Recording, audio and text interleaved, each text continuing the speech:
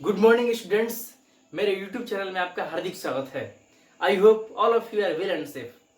बच्चों, इस वीडियो में हम बात करने जा रहे हैं दूरदर्शी के बारे में। विशेष करके हम बात करेंगे अपवर्तक दूरदर्शी के बारे में और उस पर जो न्यूमेरिकल आते हैं उसके बारे में बच्चों। क्योंकि बच्चों जो हेडिंग है, ये जो दूरदर्शी का जो हेडिंग है, इससे बोर्ड में थियोरेटिकल क्वेश्चन, ऑब्जेक्टिव क्वेश्चन ही पूछ रहे हैं बच्चों। साथ साथ बच्चों कंपटीशन में भी ऑब्जेक्टिव क्वेश्चन आ रहे हैं बच्चों। इसलिए बहुत ही बच्चों ये इंपॉर्टेंट पार्ट है, इंपॉर्टेंट सेक्शन है। इस पूरा वीडियो को देखने के बाद आपको दूरदर्शी से संबंधित सारी समस्याएं पूर्ण रूप से बच्चों साफ हो जाएंगी। परंतु बच्चों, इसके लिए अगर आप मेरा पिछला वीडियो जो कि सरल सूक्ष्मदर्शी के बारे में है और दर्शन कोण के बारे में है, ये दोनों वीडियो अगर आप विस्तृत तरीके से नहीं देखे हैं तो प्लीज करके आप उसे प्लीज आप देख लीजिए। क्योंकि अगर आप उसे नहीं देखेंगे तो ये वीडियो आपको समझ में नहीं आएगा बच्चों।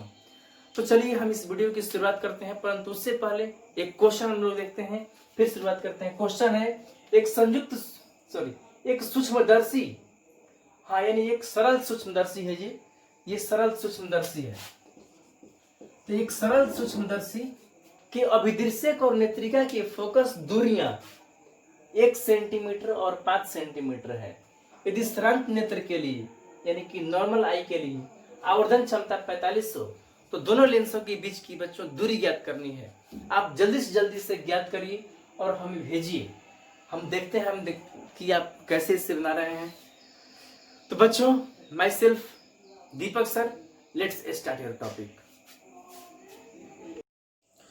तो देखिए बच्चों, दूरदर्शी या दूरबीन है क्या? तो जो दूर के वस्तुओं को दर्शी यानी कि देखने योग्य बना दे। यानी कि हमें अगर चंदा मामा को देखना हो, सूरज बाबा को देखना हो, तो हम इसका उपयोग करेंगे। क्या सूरज और चांद को नहीं देख पाते हैं? देखते हैं रात के समय में हम चांद को और दिन के समय में सूर्य को, परंतु हमें उनके सतह को स्पष्ट रूप से देखना है, यानी कि फ्रेश रूप से देखना है उनके सतह को। तो हम इसके लिए दूरदर्शी का यूज करते हैं। अब देखिए करता क्या है, जनरली जो दूरदर्शी होता है वो चांद के या फिर सूर्य के या फिर तारों के जो प्रतिबिंब हैं उनको नजदीक लाकर के शिफ्ट कर देता है। और जब हम किसी चीज को नजदीक लाकर के शिफ्ट करते हैं तो आप जानते हैं कि नजदीक लाने से उसका जो दर्शन कोण है वो बढ़ जाता है, और जब दर्शन कोण बढ़ जाता है तो इसीलिए वस्तुएं बड़ी दिखती हैं। देखिए क्या है ये दूरदर्शी ऐसा प्रकाशिक यंत्र है जो दूरस्थ वस्तुओं का प्रतिबिंब नेत्र के निकट ला देता है, जिससे दर्शन कोण बढ़ जाता है और वस्तुएं स्पष्ट और बड़ी दिखती हैं। जस्ट वही बात, नजदीक लाकर के शिफ्ट करता है प्रतिबिंब को और इसीलिए वस्तुएं बड़ी दिखती हैं। अगर हम बात करें दूरदर्शी के या दूरबीन के प्रकार के, तो दूरबीन 2 तरह के होते हैं, या फिर जो दूरदर्शी है वो 2 तरह का है। कौन कौन है? तो एक है हमारा अपवर्तक दूरदर्शी, हाँ अपवर्तक दूरदर्शी, और दूसरा है परावर्तक दूरदर्शी। परावर्तक दूरदर्शी। तो अब देखिए बच्चों, ये दोनों जो दूरदर्शी के प्रकार हैं वो उनके बनावट के आधार पर हैं। जो अपवर्तक दूरदर्शी यानी कि रिफ्लेक्टिंग टेलीस्कोप है, उसका जो बनावट होता है वो पूर्ण रूप से लेंसों के माध्यम से है। परंतु जो परावर्तक दूरदर्शी है यानी कि जो रिफ्लेक्टिंग टेलीस्कोप है, रिफ्लेक्टिंग, इसमें दर्पण भी लगा होता है, परंतु इसमें रिफ्रैक्टिंग में केवल और केवल लेंस लगे होते हैं। बच्चों, हम इसका विस्तृत वर्णन इसी वीडियो में देखेंगे, परंतु परावर्तक दूरदर्शी का जो विस्तृत विवरण हम देखेंगे वो इसकी अगले वीडियो में देखेंगे, जिसका लिंक भी हम इस वीडियो में दे रखे हैं बच्चों। अब देखिए दोनों जो प्रकार हैं वो किस आधार पर हैं? तो इनके 2 प्रकार हैं बनावट के आधार पर। दूरदर्शी का जो कंस्ट्रक्शन है उसके आधार पर 2 तरह के हैं। रिफ्रैक्टिंग टेलीस्कोप और रिफ्लेक्टिंग टेलीस्कोप। लेकिन अगर हम बनावट के आधार पर ना सोच करके अगर हम उसके उपयोग के तरीके के आधार पर सोचें तो इसके दो प्रकार है, और वो है खगोलीय, एक है खगोलीय दूरदर्शी, खगोलीय दूरदर्शी, और दूसरा है पार्थिव पार्थिव दूरदर्शी। ये दो तरह के हैं बच्चों। ये किस आधार पर लिए गए? तो उनके प्रयोग करने के स्थान के आधार पर। खगोलीय दूरदर्शी यानी कि एस्ट्रोनॉमिकल टेलीस्कोप, इसके माध्यम से हम आकाशीय वस्तुओं को देखते हैं, आकाशीय वस्तुओं को। और पार्थिव दूरदर्शी यानी ट्रेसियल टेलीस्कोप, इसके माध्यम से हम लोग देखते हैं जो जमीन पर स्थित वस्तुएं हैं उनको, जो जमीन पर ही हैं लेकिन दूरी पर हैं, उनको हम जो देखते हैं वो देखते हैं पार्थिव दूरदर्शी से बच्चों। तो अब हम देखिए, हम बात करते हैं इन सबों का। तो इसका विस्तृत विवरण हम जिस वीडियो में इसका बात करेंगे उसी वीडियो में इसका ही बात करेंगे, तो उसमें हम बात करेंगे। इस वीडियो में हम केवल इसी पर अपना ध्यान को फिक्स रखेंगे बच्चों। तो अब देखिए, हम बात करेंगे अपवर्तक दूरदर्शी का। तो हम जैसे कि बता चुके हैं आपको, दूरदर्शी में ये करता क्या है, वस्तुओं को खींच के निकट लाता है, और निकट लाने से क्या होता है, उसका जो दर्शन कोण है वो बढ़ जाता है। बच्चों, आप दर्शन कोण का जो वीडियो हमने आगे बनाया हुआ है, अगर आप उसे नहीं देखे हैं तो उसे देख लीजिएगा, क्योंकि दर्शन कोण अगर आप नहीं समझ पाएंगे तो फिर आप इस वीडियो को नहीं समझ पाइएगा। तो आप उसे जरूर देख लीजिएगा, तभी इसको देखिएगा। चलिए, हम एक तरह से अगर आप नहीं देखे हैं तो हम इसी शॉर्टकट में आपको एक परिचय के तौर पर बता करके ही शुरुआत करते हैं। तो देखिए, होता क्या है दर्शन कोण। तो देखिए, कोई वस्तु है, वो हमारे नेत्र पर, जो नेत्र है, ये नेत्र हो गया, नेत्र पर जो कोण आंतरित करता है, जितना कोण बनाता है, ये उसी कोण को हम लोग बोलते हैं बच्चों क्या, दर्शन कोण। यही कोण होता है दर्शन कोण। अब देखिए, जब ये किरणें नेत्र में प्रवेश करती हैं तो क्या होता है कि ये अपना प्रतिबिंब, ये सामने के वस्तु का प्रतिबिंब जिस पर बनाते हैं उसको हम लोग बोलते हैं रेटिना। इसी रेटिना पर अपना वास्तविक और उल्टा फोटो बनाता है, जिससे हमें देखने की आभास होता है, अनुभूति होता है। अब ये अल्फा कोण है तो इधर ही बनता है, अल्फा कोण बनता है। अब देखिए, अगर आप चाहते हैं कि हम इस वस्तु को जितना बड़ा देख रहे हैं उससे ही बड़ा देख पाए, तो उससे ही बड़ा करने के लिए ये इस तरह से होना चाहिए, यानी कि ये कोण जो है वो थोड़ा सा बड़ा होना चाहिए। इससे बड़ा होने के लिए उस वस्तु को नजदीक लाना पड़ेगा। वस्तु को जब हम नजदीक ला देंगे तो हमें बड़ा दर्शन कोण मिल जाएगा, और बड़ा दर्शन कोण मिलेगा तो हमें वस्तु बड़ा दिखेगी। यानी बड़ा देखने के लिए वस्तु को हम पास लाएंगे। चूंकि वस्तु को हम पास ला सकते हैं, क्या चंद्रमा को हम लोग उठा के ला सकते हैं? नहीं, हम लोग के पास दैवीय शक्ति नहीं है। तो हम एक ऐसे औजार का प्रयोग करते हैं जो उसका प्रतिबिंब नजदीक ला देता है, और नजदीक लाने से दर्शन कोण बढ़ गया और हम उससे बड़ा देख पाए। तो इस तरीके से बच्चों हम इसे कर सकते हैं। दूसरा तरीका है कि हम उसका आकार ही बढ़ा दें, इसका आकार बढ़ा दें। तो क्या आप चंद्रमा का आकार बढ़ा सकते हैं? नहीं बढ़ा सकते हैं, हम भी नहीं बढ़ा सकते हैं। तो फिर वो काम नहीं हो कर सकते हैं, तो हम उसे नजदीक ला देते हैं, नजदीक, उसे नहीं, उसके प्रतिबिंब को। अब देखिए बच्चों, अगर हम बात करें जनरली दूरदर्शी का, तो बिना लगाए अगर आप कोई यंत्र नहीं लगा रहे हैं तो वस्तुएं बहुत ही स्मॉल दिखती हैं। और यहाँ आपका नेत्र है, ये बहुत दूर की वस्तु है तो बहुत छोटा दिखता है। क्यों दिखता है छोटा? क्योंकि इसका जो दर्शन कोण होता है बहुत ही स्मॉल हो जाता है। यहाँ पे दर्शन कोण बहुत ही स्मॉल। तारों को देखिए, बहुत ही छोटे दिखते हैं, परंतु जब हम दूरदर्शी का प्रयोग करते हैं, ध्यान दीजिएगा, एक बेसिक कंसेप्ट हम समझा रहे हैं जो कि गलत कर देते हैं हम लोग समझने में इसको। वो क्या है? तो जब हम इसका उपयोग कर लेते हैं, ये तो बिना किसी जुगाड़ के है, ऐसे ही खुले नेत्र से देख रहे हैं, लेकिन हम कोई जुगाड़ फिट कर दिए, कोई दूरदर्शी कुछ लगा दिए, वो नजदीक ला दिया उसके प्रतिबिंब को, और अब वो इतना बड़ा दिखता है। तो अब देखिए, पहले बिना कुछ के देख रहे थे, एकदम छोटा, जैसे कि तारे हैं और तारों को देखते हैं। कैसे देखते हैं तारों को? कुछ तारे तो दिख जाते हैं लेकिन कुछ नहीं दिखते हैं, उन्हें आसानी से ऐसे देखना पड़ता है। तो उन्हें कैसे देखते हैं? हम आंख दिखाना पड़ता है उसको, तब जाके दिखते हैं। क्यों? क्योंकि वो बहुत छोटे कोण बनाते हैं। अगर हम यूज कर लें दूरदर्शी का, तो वो उसको खींच कर नजदीक ला दिया, और नजदीक ला दिया तो बड़ा फोटो बन गया। क्यों? क्योंकि उसका दर्शन कोण बढ़ गया, इससे दर्शन कोण यहाँ पर बड़ा हो गया, इसलिए अब उसका प्रतिबिंब जो दिखेगा वो पहले से बड़ा दिखता है बच्चों। तो आप एक कंसेप्ट आप ध्यान रखेंगे, हम किसी भी चीज को देखते हैं तो दूरदर्शी से अगर हम देखते हैं तो दूरदर्शी उसका साइज नहीं बढ़ाता है। आप याद रखिएगा, दूरदर्शी उसे खींच के नजदीक लाता है। बच्चों, जेईई मेंस में क्वेश्चन आया हुआ था जिसमें इसका बात किया था कि अगर कोई दूरदर्शी का जो आवर्धन क्षमता है वो अगर 100 है या फिर कुछ भी है, तो क्या उसका मतलब क्या हुआ? तो हम ये कहेंगे कि 100 का मतलब ये कि उसे वो 100 गुना निकट ला दिया बच्चों, नजदीक ला दिया। यही उसका अर्थ होता है। नजदीक लाने से वस्तुएं खुद बड़ी दिखती हैं।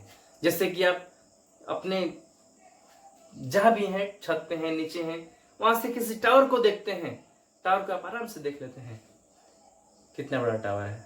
लेकिन अगर वही आप उसके पास चले जाएं, टावर के पास चले जाएं, तो फिर क्या होगा? आप उसे कैसे देखेंगे? कैसे देख लेंगे? नहीं, उसे पूरा देखने के लिए उसे ऊपर से नीचे तक करना पड़ता है, तब वो दिखता है। क्यों? क्योंकि पास लाने पर वस्तुओं के द्वारा दर्शन कोण बड़े बनने लगते हैं, और इसलिए ऐसा होता है बच्चों। तो आप याद रखिएगा कि दूरदर्शी साइज नहीं बढ़ाता है। क्या करता है दूरदर्शी? निकट लाता है। हाँ, जो संयुक्त सूक्ष्मदर्शी है या फिर हम कहें कि जो सरल सूक्ष्मदर्शी है, तो उसमें क्या होता है कि वो नजदीक के वस्तुओं को ही देखते हैं। तो नजदीक के वस्तुएं आकार में छोटी होती हैं, वो उसके साइज को बढ़ाते हैं, यानी उसके प्रतिबिंब के साइज को बढ़ा देते हैं। परंतु जो दूरदर्शी होता है वो ऐसा नहीं करता। करता क्या है वो? तो जो दूर स्थित वस्तुएं हैं उनका जो प्रतिबिंब है वो नजदीक ला देते हैं, और नजदीक लाने की वजह से वो बड़ी दिखती है बच्चों। तो ये हुआ बच्चों, ये हुआ जानकारी आपको दर्शन कोण के बारे में, दर्शन कोण यानी कि विजुअल एंगल के बारे में। अब हम बात करते हैं मैग्निफिकेशन एंगल यानी कि आवर्धन क्षमता के बारे में। तो अब देखिए बच्चों, दूरदर्शी में आवर्धन क्षमता यानी कि एम क्या होता है? तो एम बराबर होता है, जैसे कि आप पढ़े हैं पहले से भी, कि प्रतिबिंब द्वारा नेत्र पर बना दर्शन कोण। हाँ, प्रतिबिंब द्वारा बना दर्शन कोण यानी बीटा, और फिर बटे में वस्तु द्वारा नेत्र पर बना दर्शन कोण यानी कि अल्फा। बच्चों, आप इस सूत्र को देखिएगा, यही सूत्र होता है। अब देखिए, यही सूत्र जो था वो सूक्ष्मदर्शी में कुछ ऐसे था कि वस्तु द्वारा नेत्र पर बना दर्शन कोण यानी कि वस्तु जो था वो स्पष्ट दर्शन के न्यूनतम दूरी पर था। स्पष्ट दर्शन के न्यूनतम दूरी पर स्थित वस्तु द्वारा बना दर्शन कोण। हाँ, वस्तु को हम स्पष्ट दर्शन के न्यूनतम दूरी पर रख लेते थे, देख लेते थे पहले, तो उसके बाद हम लोग आवर्धन कोण देखते थे सूक्ष्मदर्शी द्वारा। परंतु आप बताइए कि क्या सूक्ष्मदर्शी में हम वस्तु का आगे पीछे कर लेते थे, क्योंकि छोटी वस्तु थी। माइक्रोस्कोप में के सामने छोटे अक्षर थे, छोटी कोशिकाएं थी, वो थे। परंतु अब देखिए, अब तो आगे है दूरदर्शी। वस्तु है सूर्य, क्या सूर्य को आगे पीछे कर सकते हैं? चंद्रमा को, तारों को नहीं कर सकते हैं। तो अब ये सब कोशिश मत कीजिएगा। सूत्र में थोड़ा सा चेंज ये आया है कि स्पष्ट दर्शन के न्यूनतम दूरी पर रहना जरूरी नहीं है वस्तु को। अब क्या है, तो वस्तु जहां है वहीं से हम देख लिए उसको, वही अब मैक्सिमम या कहें या मिनिमम कहें, हम देख चुके उसको, वही कोण हम बेस मान लेंगे। और उसके बाद दूरदर्शी से कितना कोण आया यानी कि उसके प्रतिबिंब से, और दोनों का जो रेशियो होगा वही होगा दर्शन कोण, यानी कि m बराबर होता है बीटा बटे में अल्फा। आप ध्यान दीजिएगा, वो बदलाव क्या हुआ है कि इसमें पहले हम लोग हमेशा पढ़ रहे थे कि 25 सेमी पर रखी वस्तु द्वारा प्राप्त दर्शन कोण अल्फा, यानी कि 25 सेमी पर रखी वस्तु को सीधे आंख से देख रहे थे, लेकिन अब ऐसा नहीं करना है। क्योंकि वस्तु अपने बस की बात नहीं है। हाँ, तो आप इसे देखिए। और हम शुरू करते हैं दूरदर्शी या दूरबीन के एक जो पार्ट है उसको। तो अब देखिए बच्चों, हम लोग इसका सबसे फर्स्ट पार्ट को देखते हैं, अपवर्तक दूरदर्शी यानी कि रिफ्रैक्टिंग टेलीस्कोप। तो देखिए, रिफ्रैक्टिंग टेलीस्कोप यानी कि अपवर्तक दूरदर्शी होता कैसा है, इसका कंस्ट्रक्शन कैसा होता है। तो जस्ट लाइक संयुक्त सूक्ष्मदर्शी, यानी कि इसमें भी संयुक्त सूक्ष्मदर्शी के जैसा दो लेंस होता है इस तरीके से, और एक और लेंस होता है इस तरीके से, एक और लेंस है। दो लेंस इसमें लगे हुए हैं, और ये लेंस ऑब्जेक्टिव है, यानी कि अभिदृश्यक कहते हैं इसको हम लोग हिंदी में। अभिदृश्यक यानी कि ऑब्जेक्टिव, ये ऑब्जेक्टिव लेंस है। और ये है नेत्रिका लेंस, नेत्रिका लेंस है, यानी ये भी है लेंस कह सकते हैं, यानी कि आई पीस लेंस, ये आई पीस लेंस है। और दोनों जो होते हैं वो एक समाक्षीय रूप से स्थित होते हैं, समाक्षीय इस तरीके से स्थित है। अब देखिए बच्चों, अब इसमें क्या होता है कि अगर आपके मन में एक प्रश्न आ रहा होगा कि हम इसको बड़ा बनाए हैं, इसको छोटा बनाया है, जबकि संयुक्त सूक्ष्मदर्शी में ये जो था वो छोटा था और ये बड़ा था। तो बच्चों, इस भ्रम को भी हम दूर कर देते हैं आपको। ये है दूरदर्शी, यानी इसे देखना है दूर की वस्तुओं को, जैसे कि चांद को देखना है, तारों को देखना है। और अगर देखा जाए तो जो दूर की वस्तुएं होती हैं उनसे कम मात्रा में प्रकाश आता है। जैसे मान लीजिए कि तारे हैं, तो तारे से बहुत ही कम प्रकाश आता है, और कम प्रकाश आता है तो हम उससे स्पष्ट कैसे देख पाएंगे, नहीं देख पाएंगे। तो क्या करना होता है कि उनके अधिक प्रकाश को एकत्र करना पड़ता है, और इसके लिए बहुत जरूरी है कि जो सामने का लेंस हो, यानी कि जो अभिदृश्यक हो, ऑब्जेक्टिव हो, वो बड़े साइज का हो। इसीलिए बच्चों इसको हम लोग बड़े साइज का लेते हैं, ताकि उसके अधिकतम प्रकाश को कैच कर सके, ताकि हम उसका स्पष्ट प्रतिबिंब देख सकें। साथ ही साथ जो नेत्रिका है वो छोटे साइज का होता है। क्यों? क्योंकि जब इसमें प्रतिबिंब है वो छोटे होगा और छोटे फोकस दूरी का होगा, तो ये उसको अधिक जूम कर पाएगा। दूसरी बात ये है कि जब ये छोटा होगा तो समस्त प्रकाश जो होगा वो आंख में जाएगा, यानी कि इस तरीके से होगा, सामने बड़ा लेंस, पीछे छोटा लेंस, यहाँ पर आंख। तो ऐसे में क्या होता है कि संपूर्ण प्रकाश जो है वो आंख में जा पाता है जब पीछे छोटा लेंस रहेगा। इसलिए जब सब प्रकाश आंख में जाएगा तभी हम उसको स्पष्ट और ब्राइट देख पाएंगे बच्चों, इसलिए पीछे वाला लेंस छोटा है। अब देखिए, हम इसको आगे बात करते हैं। ये जो होता है वो बड़े द्वारक का होता है। इसका जो द्वारक होता है वो बड़ा होता है, बड़ा द्वारक है। इसका द्वारक छोटा है। इसका जो फोकस दूरी होता है वो बड़ा होता है, यानी कि इसका जो फोकस है वो बड़ा फोकस है, ये बड़ा फोकस है।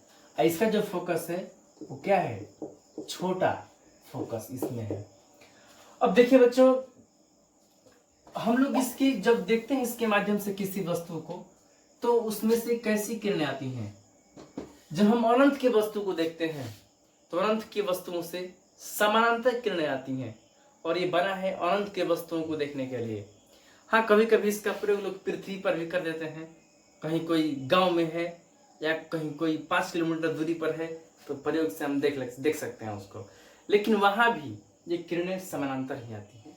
कभी कभी ये असमांतर हो सकती हैं, लेकिन अधिकांश स्थितियों में समानांतर किरणें आती हैं। तो देखते हैं, मान लीजिए कि प्रकाश किरण जो है वो अनंत से आ रहा है और अनंत से आकर के और इस पर पड़ रहा है, और इसके साथ एक और भी प्रकाश आ रहा है, जो कि ये दोनों आपस में कैसे हैं, समानांतर लाइट है, जो कि आकर के इस पर पड़ रहे हैं। बच्चों ध्यान से देखिए, इसका रे डायग्राम बहुत ही इंपॉर्टेंट है। अगर डायग्राम में आपको मिस्टेक होगा तो फिर कई चीजों में मिस्टेक हो सकता है। देखिए ध्यानपूर्वक समझिए इसको। और देखते हैं स्केल से बनाएंगे और फ्रेश बनेगा भी बनेगा। अब देखिए ये तो किरण जो है वो सीधे चला जाता है, सीधे बिना किसी रिफ्रैक्शन के, क्योंकि ये ऑप्टिकल सेंटर से आ रहा है, ये सीधे चला गया एकदम, नो रिफ्रैक्शन, बिना रिफ्रैक्शन के चला गया। अब देखिए अगर यहाँ पर इसका फोकस है, यानी कि फोकस ऑफ ये ऑब्जेक्टिव है, यहाँ पर इसका बड़ा फोकस होता है, तो उस सिचुएशन में क्या होता है, मान लीजिए यहाँ पर इसका फोकस है, फोकस ऑफ ऑब्जेक्टिव, तो ये अब किरण आकर के यहाँ पर प्रतिबिंब बनाएगा। ये किरण कहाँ जाएगा, समांतर आने वाली किरणें अगर मुख्य अक्ष के समांतर आती हैं तो फोकस पर आकर के फोटो बनाती हैं, लेकिन अगर परस्पर समानांतर आती हैं तो फोकस तल पर बनाते हैं। फोकस के पास एक ऊपर से नीचे तक तल होता है, उसी पर अपना प्रतिबिंब बनाएगा, यानी कि कुछ इस तरीके से ये ऐसे प्रतिबिंब यहाँ पर बनाता है। वो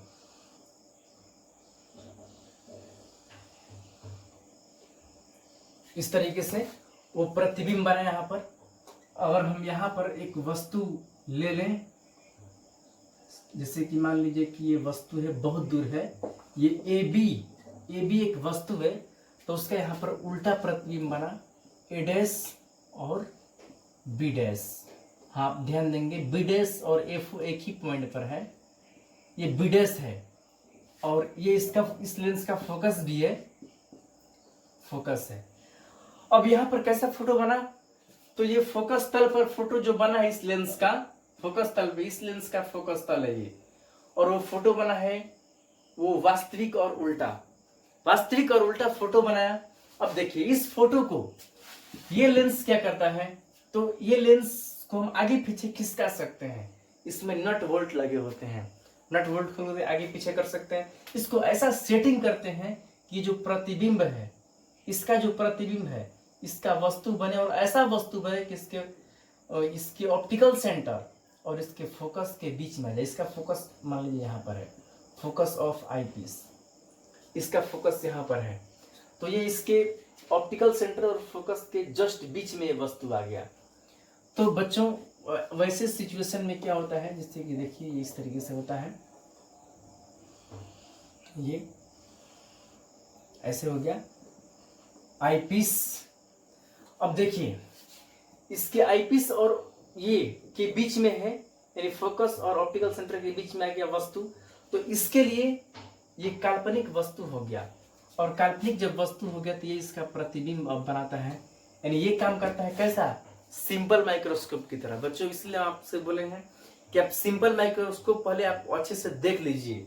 जानते हैं ना सिंपल माइक्रोस्कोप क्या करता है, इस तरह से होता है, और इसके ऑप्टिकल सेंटर और फोकस के बीच में वस्तु आता है, ये इसको जूम करता है, यानी कि ऐसे ये फोकस पे आता है, ऐसे जाता है, और इस तरीके से, और ये इसको पीछे की ओर जूम करता है। बच्चों जस्ट वही काम करेगा, है ना। ये लेंस में अंतिम स्थिति है जिसमें फोकस और ऑप्टिकल सेंटर के बीच रहने पर काल्पनिक और सीधा फोटो बनता है, जस्ट वही प्रक्रिया।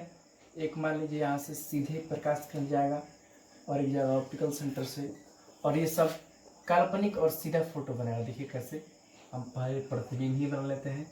अब ऐसा कर सकते हैं क्योंकि एग्जाम में बनाने पर कभी कभी टेढ़ा मेढ़ा आने लगता है, इसलिए ऐसे भी करेंगे तो कोई दिक्कत नहीं है। ये एड्रेस छोड़ दीजिए, और यहाँ से एक ऐसे, ठीक ऐसे यहाँ से रे जा रहा है,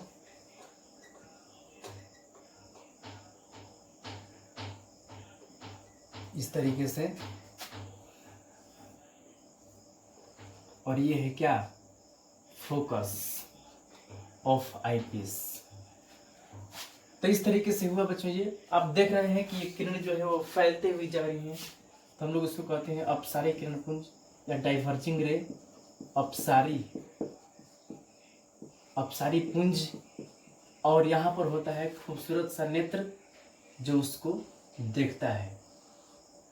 तो बच्चों समझने की बात यह है कि जो नेत्र है उसको कैसा प्रतिबिंब दिखता है, तो काल्पनिक, इस नेत्र को फाइनल प्रतिबिंब काल्पनिक और उल्टा दिखता है, यानी अंतिम प्रतिबिंब जो होता है वो काल्पनिक और उल्टा होता है। बच्चों यहाँ पर एक क्वेश्चन भी बना हुआ है बोर्ड में, एक क्वेश्चन बना है कि जो दूरदर्शी होता है या फिर जो खगोलीय दूरदर्शी होता है उसका अंतिम प्रतिबिंब कैसा होता है, तो हम कहेंगे कि उसका जो अंतिम प्रतिबिंब होता है वो काल्पनिक और उल्टा होता है। हाँ बच्चों याद रखिएगा, काल्पनिक और उल्टा। ऐसे तो देखा जाए तो इसके लिए, इस वस्तु के लिए ये सीधा प्रतिबिंब है, परंतु इस वस्तु के लिए ये उल्टा प्रतिबिंब है। यानी फाइनल कहा जाए, पूरे को एक डिवाइस मान के सोचा जाए तो इसके सापेक्ष ये उल्टा है। तो हम कहते हैं कि खगोलीय दूरदर्शी से जो अंतिम प्रतिबिंब बनता है वो काल्पनिक और उल्टा बनता है बच्चों। ये ए डैश बी डैश है, हम इसे ए डबल डैश और बी डबल डैश कहते हैं। तो इस तरीके से बच्चों ये प्रतिबिंब हुआ। अब हम बात करते हैं इसमें जो दूरियां हैं वो किस तरीके से फिटिंग है। तो देखिए ये जो दूरी है वो फोकल लेंथ है ऑफ ऑब्जेक्टिव का, यहां तक ये फोकल लेंथ है। हाँ यहां तक है, लगभग यहां तक है। ये फोकल लेंथ है आईपीस का, फोकल लेंथ ऑफ आईपीस वो इस लेंस तक है ना। अब देखिए ये जो है वो इस वस्तु भी है, ये जो है वो यूई भी है, यूई यानी वस्तु ऑफ, यानी कि ऑब्जेक्ट ऑफ आईपीस। आईपीस का ये वो ऑब्जेक्ट है जो कि ओ से ई तक दूरी है उसका, वो यूई है बच्चों। अब आप देखिएगा कि इसका जो लास्ट प्रतिबिंब है उसका भी दूरी हम इंडिकेट कर लेते हैं एक ही बार। ये जो है वो कहलाता है VE, लास्ट प्रतिबिंब का जो डिस्टेंस है उसे हम VE कहते हैं। अब हम इसके मैग्निफिकेशन की तरफ बढ़ेंगे। मैग्निफिकेशन क्या है, कैसे हम लोग देखते हैं इसको, मैग्निफिकेशन को ये कितना जूम किया। तो बच्चों मैग्निफिकेशन निकालने का सूत्र है, देखिए दूरदर्शी का आवर्धन क्षमता, दूरदर्शी का आवर्धन क्षमता m हो तो बच्चों m का सूत्र है, क्या सूत्र है, तो प्रतिबिंब द्वारा नेत्र पर बना दर्शन कोण, प्रतिबिंब द्वारा नेत्र पर बना दर्शन कोण, जिसे हम लोग बीटा से सूचित करते हैं, और बटा में वस्तु द्वारा नेत्र पर बना दर्शन कोण यानी कि अल्फा। हाँ बच्चों ध्यान दीजिए कि अल्फा जो है वस्तु द्वारा, या और वस्तु अपने वास्तविक एक पोजीशन पर है, वस्तु को छेड़छाड़ नहीं किया गया है, यानी वस्तु स्पष्ट दर्शन के न्यूनतम दूरी पर नहीं है। चलिए हम बात बता चुके हैं आपको। तो फाइनली m बराबर होता है बीटा है, तो हम कहते हैं tan beta upon tan alpha, क्योंकि अल्फा बीटा छोटा होता है। अब अल्फा बीटा है कहाँ, थोड़ा देखते हैं इस चित्र में। तो देखिए बच्चों ये होता है अल्फा। अल्फा क्या है, तो प्रतिबिंब द्वारा, सॉरी वस्तु द्वारा नेत्र पर बना दर्शन कोण, यानी वस्तु जो है वो नेत्र पर कितना कोण बनाया है बच्चों। आप थोड़ा सा गौर कीजिएगा कि जो वस्तु होता है वो नेत्र पर कितना कोण बनाता है। तो देखिए वो अल्फा कोण बना है जो, तो ये तो आप सोच रहे हैं कि तो ऑब्जेक्टिव पर बना है और हम कह रहे हैं कि नेत्र पर बना कोण। तो बच्चों अगर आपको समझना है तो आप ऐसे सोच सकते हैं कि हम इसको उठा करके साइड में रख देंगे, हम आगे जाके खड़े हो जाएंगे और किरणें हमारे नेत्र पर आएंगे सीधे। तो नेत्र पर भी आएंगे तो वही कोण बनाएंगे जो कि इस पर कोण बना रही है, इसीलिए नेत्र पर बना कोण चाहे फिर ऑब्जेक्टिव के इस पर बना कोण एक ही हो गया बच्चों अल्फा। और बीटा कहाँ लिखे हम, तो प्रतिबिंब, अंतिम प्रतिबिंब द्वारा, देखिए अंतिम प्रतिबिंब है इसके द्वारा नेत्र पर, तो नेत्र पर बना कोण, या फिर हम कहें कि इस पर नेत्रिका पर बना प्रतिबिंब, इस पर हम कह सकते हैं, इसी को हम लोग बीटा कहते हैं। तो ये हो गया बीटा। तो tan alpha, tan beta alpha और बीटा छोटे कोण के लिए हम इसको इस तरह से लिखे हैं। अब ये कहें कि छोटा कोण कैसे है, छोटा कोण है नहीं। हम तारों को देखेंगे, तारे कितने दिखते हैं, माइक्रो छोटे दिखते हैं, कुछ तारे तो भाग जाते हैं, देखना पड़ता है क्योंकि माने वो इधर उधर होने लगते हैं। तो ये छोटे कोण के लिए है बच्चों। तो अब देखिए हम इसमें वैल्यू पुट करते हैं, तो m is equal to tan beta है ना, यहां से अब देखिए tan बीटा क्या लेंगे हम, इस त्रिभुज में हम जाएंगे तो इसमें लंब बटे में आधार यानी a double dash b double dash बटा में b डबल डैश e हम ये कह सकते हैं।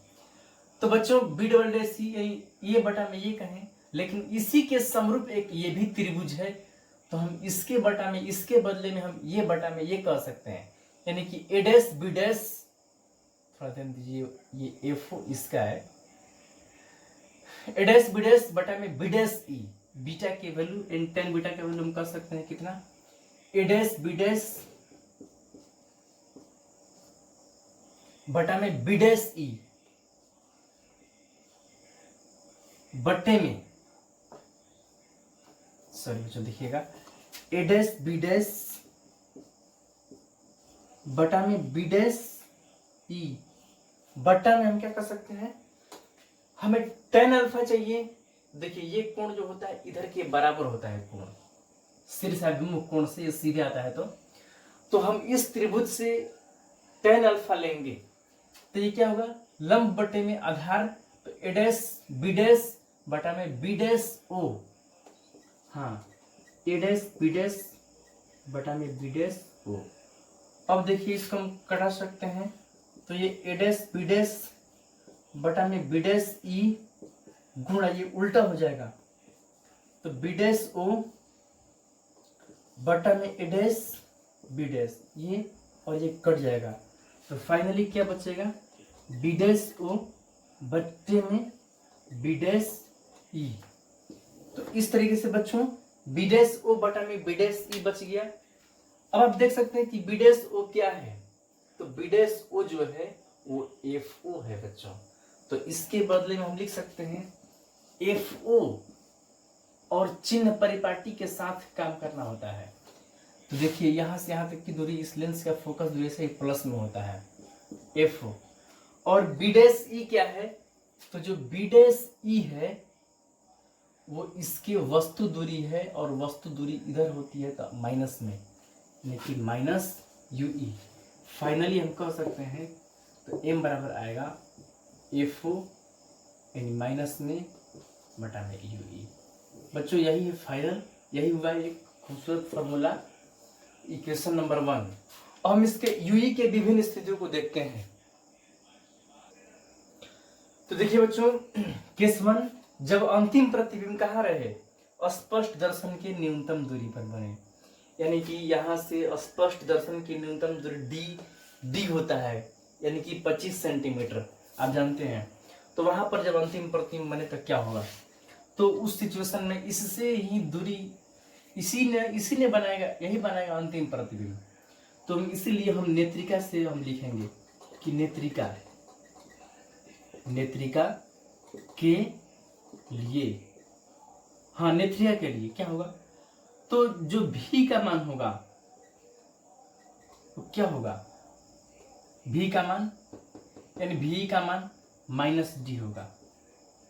क्यों, क्योंकि इस लेंस से इधर है, इस लेंस की फोकस दूरी FE होगा, फोकस दूरी क्या होगा FE, वो भी प्लस में होगा। इस लेंस का वस्तु दूरी क्या होगा, तो इसका वस्तु दूरी UE इधर है माइनस में, यानी कि U होगा माइनस UE। तब क्या होगा, तो चूंकि 1 बटे में F बराबर 1 बटे V माइनस 1 बटे में U, वैल्यू रखते हैं इसमें हम लोग, तो 1 बटे में FE इजकल टू 1 बटे में माइनस D माइनस 1 बटे में ये हो गया माइनस UE, तो 1 बटे में FE और ये प्लस में हो जाएगा, इधर जाएगा तो प्लस 1/D बराबर 1 बटे में UE। बच्चों ये वाला वैल्यू आया, यानी 1 बटे UE का मान हमें मिल गया बच्चों। 1 बटा UE बराबर 1 बटा FE प्लस 1 बटा में D। और हम इस वैल्यू को हम रखते हैं समीकरण 1 में, ये समीकरण 2 है। देखिए समीकरण 1 में 1 बटा UE का मान रखने पर, तो आप जानते हैं ना 1 बटा UE कितना है, देखिए वो समीकरण 1 है, यहाँ पर लिखते हैं m बराबर, अभी भी आया था FO बटा में माइनस यूई। ये सूत्र आया हुआ है समीकरण 1 के रूप में, ये है। तो इसी में हम लोग को वैल्यू को रखना है, रखते हैं हम लोग मान। तो क्या आएगा, m बराबर एफ ओ जो है उसे हम ऐसे लिख सकते हैं, एफ ओ गुने 1 में यूई। तो हम इसमें मान रखेंगे जब, तो कितना होगा बच्चों, minus F O into 1/ui की जगह पर ना इसको रखते हैं हम, तो ये हो जाएगा 1 में एफ ई प्लस 1 में डी। हाँ बच्चों, अब आप इसको इसमें से 1/एफ और हम कॉमन खींच लेंगे, तो देखिए थोड़ा सा ये यहाँ पे समझना पड़ेगा। 1/एफ कॉमन हो गया बच्चों, ये हट गया बाहर, तो यहाँ पर 1 बच गया। और यहाँ पर मैनेजमेंट के लिए तौर पर एफ में डी रखते हैं बच्चों। जरा आप गुणा करके देखिए, इससे 1 से गुणा करेंगे ये आ जाएगा, और इससे गुणा करेंगे 1/एफ से, और एफ में डी से गुणा करेंगे तो 1 में डी, ये भी आ जाएगा। इससे गुणा करेंगे ये आ जाएगा, इससे 1 से गुणा होगा ये आ जाएगा। तो बच्चों फाइनल यही हम लोग का फॉर्मूला होता है। या फिर इसको हम एक स्टेप बढ़ा सकते हैं, तो ये कितना आएगा, एक स्टेप इसको हम लोग अगर बढ़ा दें तो ये हो जाएगा m बराबर, यहाँ कह सकते हैं, अतः m is equal to minus F O बटा में F E into 1 plus F E बटे में डी। बच्चों ये हुआ सूक्ष्मदर्शी के आवर्धन क्षमता का, सॉरी दूरदर्शी का आवर्धन क्षमता का फॉर्मूला। ये माइनस में आया है, इसका मतलब क्या हुआ, इसका मतलब ये है कि जो लास्ट प्रतिबिंब होता है वो उल्टा होता है। ये माइनस यही सूचित कर रहा है, उल्टा प्रतिबिंब होता है। बच्चों जब हम सूरज को देखेंगे, तारे को देखेंगे, चांद को देखेंगे तो कोई दिक्कत नहीं है, उसके उल्टे प्रतिबिंब भी ठीक ही दिखते हैं। लेकिन अगर हम कोई जमीन पर कोई दूर वस्तु है, जमीन पर वस्तु है और दूरी पर है, अब उसे देखेंगे, कोई व्यक्ति होगा और कुछ लेके खड़ा होगा हाथ में लाठी लेके, उसको हम देखेंगे उसका उल्टा सिर नीचे दिखाई देगा, गड़बड़ हो जाएगा। यानी कि ये पृथ्वी पर प्रयोग करने पर दिक्कत हो रही है। जानते हैं आप, जो दूरदर्शी होते हैं पृथ्वी यानी पार्थिव दूरदर्शी, उसमें इसको सीधा करने के लिए कुछ उसमें इन्वर्टेड लेंस यानी प्रतिलोमी लेंस लगे होते हैं, या फिर प्रिज्म लगे होते हैं जो उल्टे प्रतिबिंब को सीधा कर देते हैं। तो देखिए बच्चों, ये फाइनली ये आया एक समीकरण तीसरा दूरदर्शी के लिए। अब देखिए इस सिचुएशन में इसके नली की लंबाई कितना होती है बच्चों। अभी हम बात करते हैं नली की लंबाई की। देखिए इस स्थिति में नली की लंबाई, हाँ नली की लंबाई अगर हम L माने तो L बराबर क्या होगा, L हो तब L बराबर क्या होगा, तो नली की लंबाई यहां से लेकर के और L मानते हैं यहां तक को, यानी कि OE हम कहेंगे। तो बच्चों आप देखो OE का मान कितना हो जाएगा, OE का मान कितना हो जाएगा, देखिए तो OB dash plus sorry OB dash plus B dash E कह सकते हैं, OB dash plus B dash E। देखते रहिए बच्चों, OB डैश कितना है, OB डैश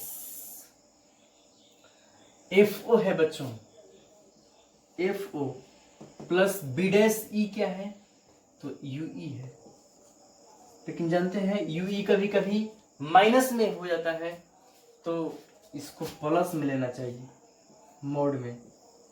क्यों प्लस में लेना चाहिए, थोड़ा स्पष्ट कर देते हैं। देखिए और मान लीजिए कि यहाँ से यहाँ तक की दूरी जो है, यहाँ से यहाँ तक की दूरी जो है वो आपको 20 सेमी है, ये हो गया 20, और यहाँ से यहाँ मान लीजिए 4 सेमी है, तो नली की लंबाई कितना होगी, यहाँ से 20 दूरी आएंगे, फिर यहाँ से और आगे जाना पड़ेगा 4 दूरी, तो कुल दूरी क्या भाई कितना होगी?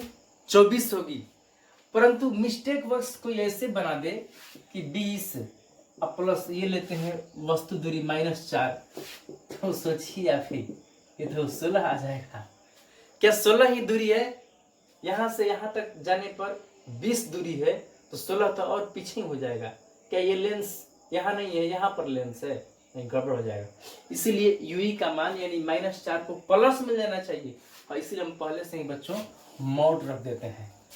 पहले भी ऐसे हम कर चुके हैं, जो संयुक्त सूक्ष्मदर्शी था उस वाले में, तो इसको हम लोग को इसी तरीके से समझना है बच्चों। अब देखिए, इस सूत्र को हम और आसान बना सकते हैं। इसके लिए एक और भी पॉइंट हम इसमें जोड़ सकते हैं। देखिए कैसे यूई का मान हम लोग जोड़ सकते हैं। यूई का मान क्या जोड़ सकते हैं? समीकरण 2 से यूई बराबर निकालिए। तो देखिए जरा, तो समीकरण कितने से? 2 से। समीकरण 2 से, ये समीकरण 4 हो गया, समीकरण 2 यहाँ पर है। इसमें से यूई का मान आप कैसे निकालोगे? तो यूई का मान निकालने के लिए हम एलसीएम कर देते हैं अगर, तो d इंटू एफ ई, और फिर इससे एफ ई से भाग देंगे 1 बार में, यानी यहाँ पर आएगा d प्लस एफ ई, यानी उल्टा कर देंगे इसको, तो यूई बराबर आ जाएगा finally d into F E बटे में d प्लस एफ ई। बच्चों आप l का मान जो चाहिए आपको, उसमें क्या करना है, l की जो यूई है उस जगह पर आप इसको रख दोगे तो आ जाएगा। यानी फाइनली कितना आएगा, वो कितना आ सकता है, यहाँ पर करके आप बनाइए और हमें बताइए। उसे इक्वेशन नंबर 5 कहिएगा, हमारे पास जगह कम है, जरूर कीजिए। इसे आप लिख सकते हैं यहाँ पर कि समीकरण 4 में इसे भी आप एक इक्वेशन मान लीजिए, इसे मान लीजिए इक्वेशन नंबर 5। और देखिए हम इसको यहाँ पर कर देते हैं। समीकरण 5 में यूई का मान रखने पर, समीकरण बल्कि 4 में, समीकरण 4 में यूई का मान रखने पर क्या आएगा बच्चों? आ जाएगा L is equal to F O plus U E, यानी कि d into F E upon D plus F E. बच्चों ये सूत्र है, इसे आंकिक रूप से मान रखिएगा, केवल माइनस प्लस नहीं, सिर्फ इसका वैल्यू रखना है इसमें, या दिक्कत तो मोड भी आप दे सकते हो। तो इस तरह से ये हो गया इक्वेशन नंबर कौन सा? 6 हो गया बच्चों। तो इस तरह से ये हुआ इसका फर्स्ट केस। लेकिन ये सारे के सारे स्थितियां मैक्सिमम आवर्धन के लिए हैं, यानी कि जब अंतिम प्रतिबिंब कहाँ बन रहा हो, डी दूरी पर। डी दूरी आंख से निकटतम दूरी होता है, उसे निकट लाने पर वस्तुएं दिखेंगी ही नहीं स्पष्ट तरीके से। तो ये सब मैक्सिमम आवर्धन देगा आपको, मैक्सिमम अधिकतम आवर्धन के लिए है। और उस समय आंख एकदम सामंजित रहता है, एकदम आंख अपने लास्ट पोजीशन पर रहता है, आंख एकदम स्ट्रेन रहता है, टाइट नेत्र होता है। और उस सिचुएशन में अगर आप देखेंगे उसी तरह से देर तक, तो आपके आंख भी खराब हो सकता है। इसीलिए एक रिलैक्स नेत्र से हम बनाते हैं केस नंबर 2 इसका। हाँ, जब अंतिम प्रतिबिंब अनंत पर हो। तो देखिए बच्चों नेक्स्ट है, जब अंतिम प्रतिबिंब अनंत पर बनता हो तो उसके लिए आप v का मान माइनस अनंत, u का मान माइनस u, f का मान f, है ना। ये जो है अंतिम प्रतिबिंब इस लेंस से ये यहीं पर नहीं है, अनंत दूरी पर ये और आगे चला गया है। आप सब करेंगे बच्चों तो एकदम रिजल्ट आपको ये मिलेगा, एक परिणाम 0 रहता है। फाइनली आया यूई बराबर एफ। ये क्या आया, यानी इसका जो वस्तु दूरी होनी चाहिए वो इसके फोकस दूरी के बराबर होनी चाहिए। यानी बच्चों क्या कहने का मतलब है, यानी कि कहने का मतलब ये है कि ये प्रतिबिंब, इसका प्रतिबिंब अनंत पर कब जाएगा। कोई लेंस अनंत पर प्रतिबिंब कब बनाता है, जब वस्तु उसके फोकस पर स्थित हो। तो वस्तु इसके फोकस पर, यानी इसके फोकस पर ये वस्तु चला जाए। ये वस्तु जो है, इसका जो प्रतिबिंब है वो इसका वस्तु है, और ये कहाँ चला जाए, इसके फोकस पे। तो पीछे नहीं जा सकता है अब, क्योंकि लेंस का फोकस सब कुछ फिक्स है इधर का।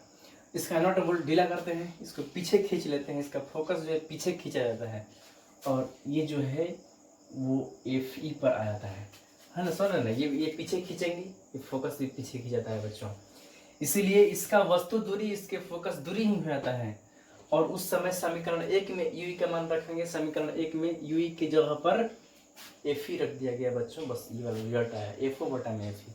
बच्चों यही सूत्र है, और कुछ न कहा जाए तो हम इसी सूत्र का यूज करते हैं। अगर न कहा जाए कि ऑन पर वस्तु है या फिर डी पर वस्तु है, कुछ नहीं कहा जाए तो हम इसी सिचुएशन का प्रयोग करते हैं बच्चों।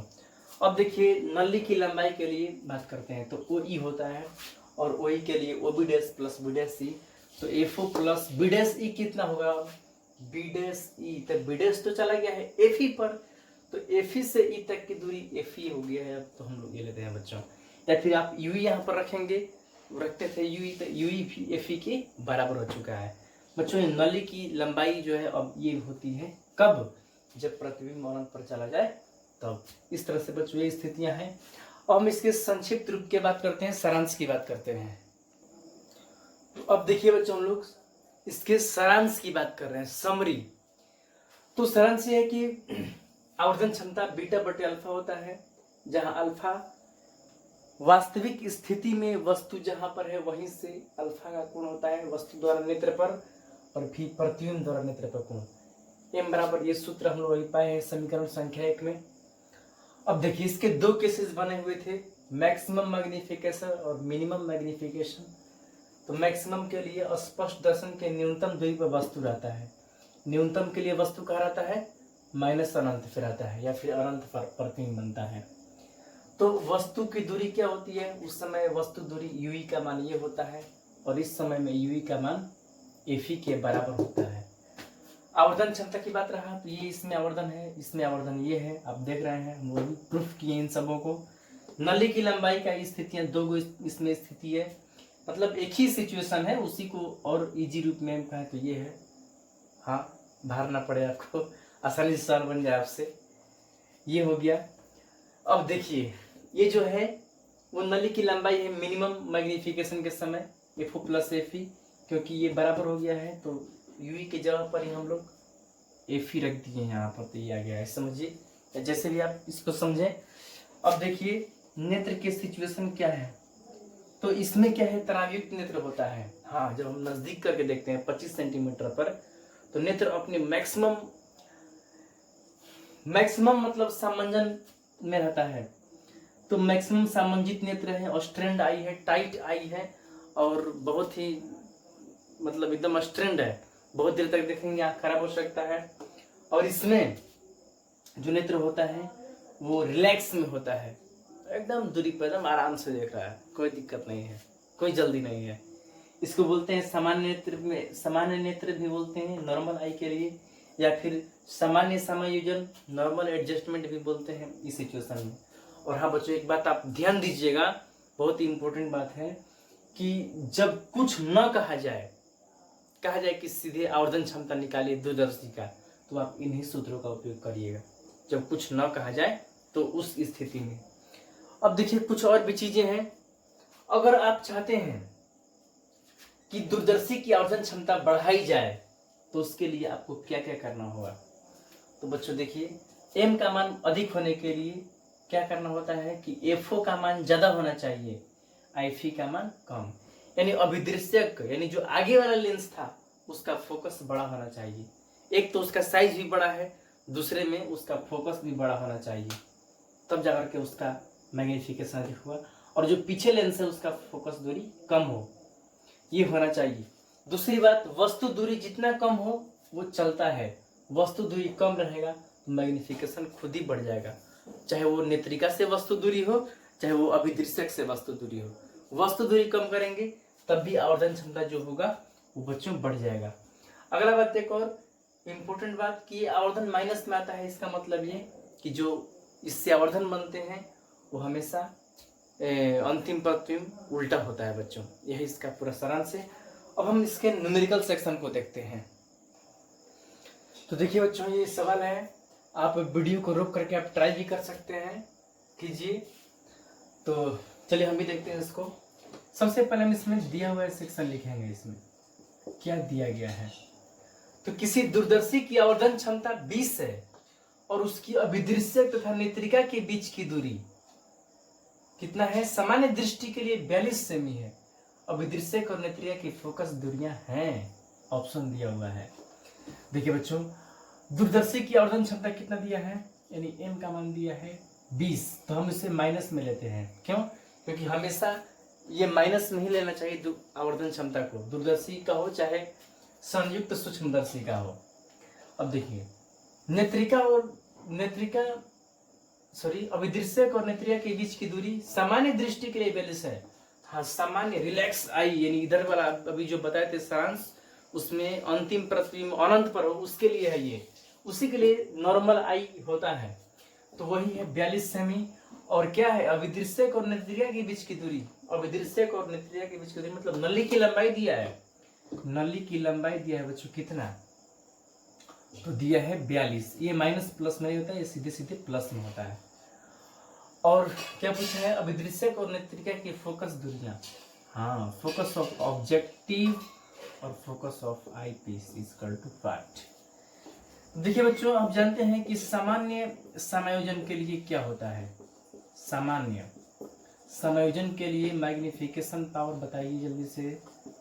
समायोजन के लिए मैग्निफिकेशन पावर क्या होता है बच्चों, तो होता है -FO अपॉन FE।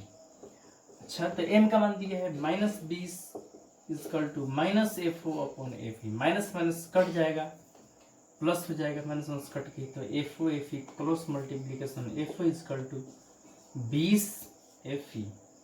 हाँ बच्चों, अब देखिए क्या करते हैं हम लोग कि FO आ गया।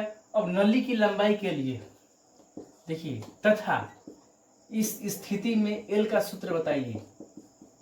इस स्थिति में L का सूत्र होता है FO प्लस FE। L का मान दे दिया है कितना, 42 इक्वल टू FO कितना दिया है बच्चों, नहीं है यहाँ पर, लिखेंगे यहाँ पर 20 FE प्लस FE 21 FE, तो ये हो गया 42। तो FE बराबर 21 बटा में 42 कर देंगे तो कितना आएगा, 21 दूनी की 42, 2 सेंटीमीटर। आगे बच्चों FE का मान, अतः समीकरण 1 से, अतः समीकरण 1 से FO निकाल लेंगे, 20 इंटू FE का मान 2 हो गया, 20 दूनी 40 सेंटीमीटर, नहीं 2 सेंटीमीटर 40 सेंटीमीटर कम होगा, ये राइट होगा बच्चों। देखिए समझिए, बहुत ही आसान है बच्चों, इसको आप 2-3 बार ट्राई करिए। देखिए बच्चों, समझिए इसको और ट्राई कीजिए, बहुत ही आसान है, एक बार कोशिश कीजिए, फिर हम इसको तुरंत देखते हैं। तो देखिए बच्चों, इसमें क्या क्या दिया हुआ है, किसी दूरदर्शी के अभिदृश्यक और नेत्रिका की फोकस दूरियां इतना इतना है, तो इसके अंतिम प्रतिबिंब की न्यूनतम दूरी, स्पष्ट दर्शन के न्यूनतम दूरी अंतिम प्रतिबिंब, तो आवर्धन क्षमता और नली की लंबाई ज्ञात करना है।